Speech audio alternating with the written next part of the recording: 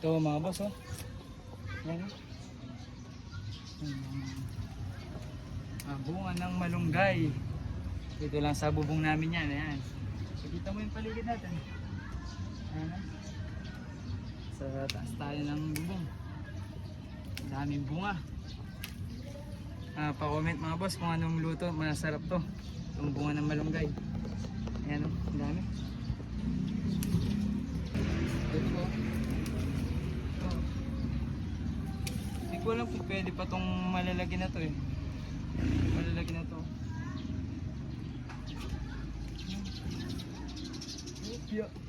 Yeah.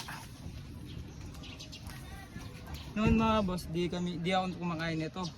Pero nung nagtanim ako ng malunggay, sinubukan kong iluto yung kanyang bunga.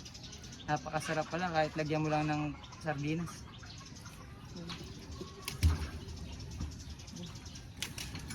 Ayan mga boss, kukuha tayo ng bunga ng malunggay. Ito, dito lang sa bubong namin yan, oh. Ayan, dami, oh. Kumakain ka rin ba nito mga boss? Pa-comment naman kung anong luto yung niluluto mo pag sa ganito, oh. Dami, may mga binhi pa, oh.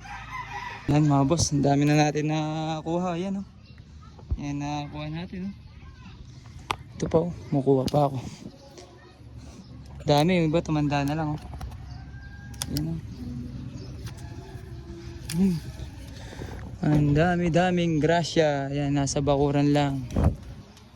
Ayan pa.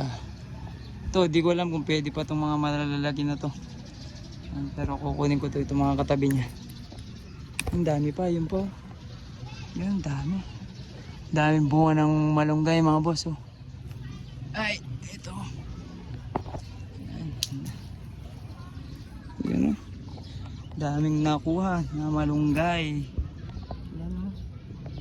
Tingnan ko na rin tong mga binhi. Itong mga matatanda, yun. Ayan, oh. Subukan ko rin ipunla itong mga. Pa-comment naman mga boss kung paano magpunla nito. Yung mga may experience sa pagpupunla ng mga buto ng malunggay. Yan, oh. Daming bunga kasi. Yan, dami na natin nakakuha. Yan, oh. Yan, litaw pa yung bubong namin. Kinakalawang na. Yan, dami.